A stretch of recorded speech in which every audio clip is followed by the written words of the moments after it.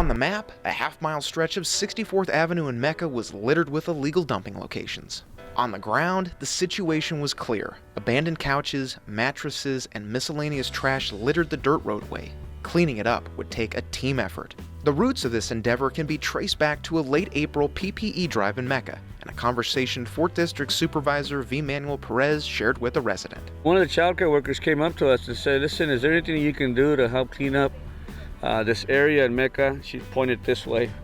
And it'd be great if you guys can do that because there's a lot of illegal dumping going on over there.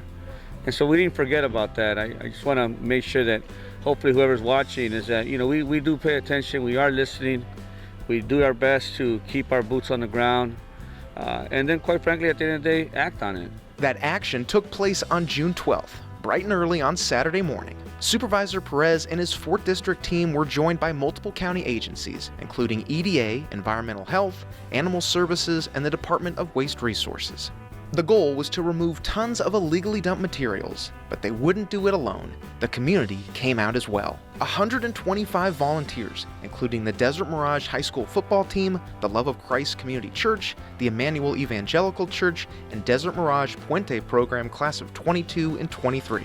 Aided by county agencies and waste hauler Burrtec, those volunteers, many of them teenagers, got down to business, fueled by community pride. It feels like in a few years, or like when I have a family or whatever, I can be like, oh, I helped out, so like you should help out too, or like a role model kind of. I'm just happy that we're getting it cleaned up because it's really a lot of mess out here, and I just want it to be clean, you get me? So we won't have to have bad things out here and happen, like anything bad happen, I guess. Bit by bit, a box spring here, a couch there, even a recliner, all ended up in the bucket of a trash truck. Organic waste, specifically palm fronds, littered the roadway. Those too were cleaned up, with Supervisor Perez pitching in with a pitchfork to complete the job, thankful for the support of the volunteers. And obviously, they care for their communities. They live here in these communities, and I think it's important that they also engage with their community, and the fact that they're here because they see the illegal dumping that's taking place, as you can see.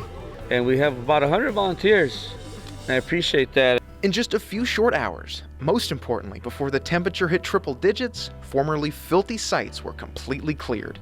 The images spoke for themselves, a collaborative effort between waste haulers, government agencies, and community support to combat illegal dumping. Tons of trash, dozens of mattresses, and 69 tires were removed. All that was left was a clean roadway and a victorious group that earned every bit of this celebration. Yeah!